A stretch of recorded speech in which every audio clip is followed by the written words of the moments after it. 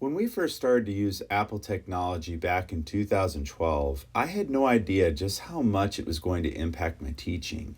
At the time, I already felt really comfortable with technology, but what made the Apple products stand out to me the most was the ability for our students to become creators. Students suddenly had the tools to become like the YouTubers they watched online through apps like Keynote and iMovie, or they could become a published author using Pages combined with screen recording features. The ceiling we previously had was now extended, and our students embraced this mindset as a learner that they could express themselves in a way that really mattered to them.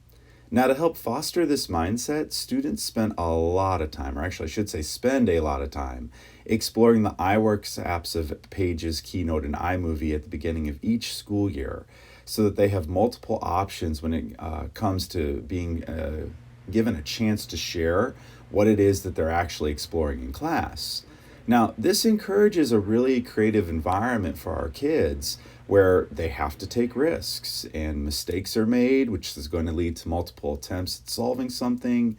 And that's pretty cool too, because the solutions that we need, you just can't Google the answer for those questions sometimes. Now, as students work towards these solutions, I really enjoy seeing the natural collaboration that this environment creates.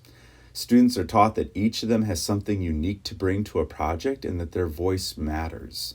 This is reinforced when we have students work on a project in pairs, and then we combine all of the creations that they had just made together into one large video or one large project.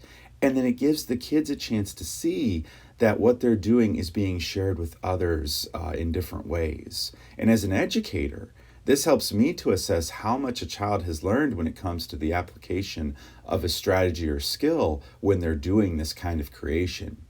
Now, as I stated earlier, I really had no idea how much the Apple products would end up influencing my teaching.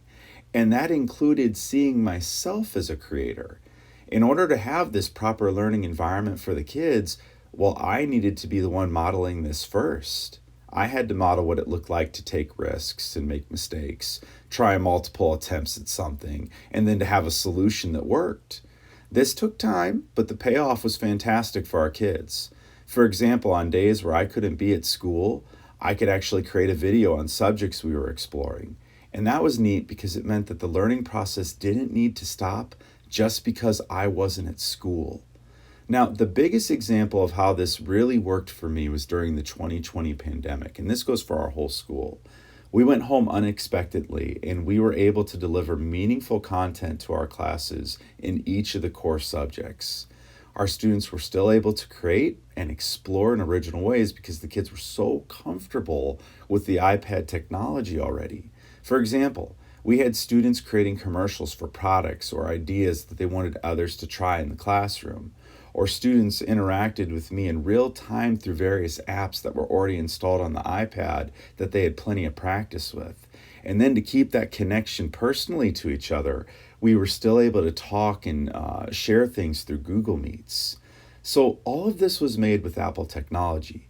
And I myself can't see myself continuing to progress as an educator without it alongside me.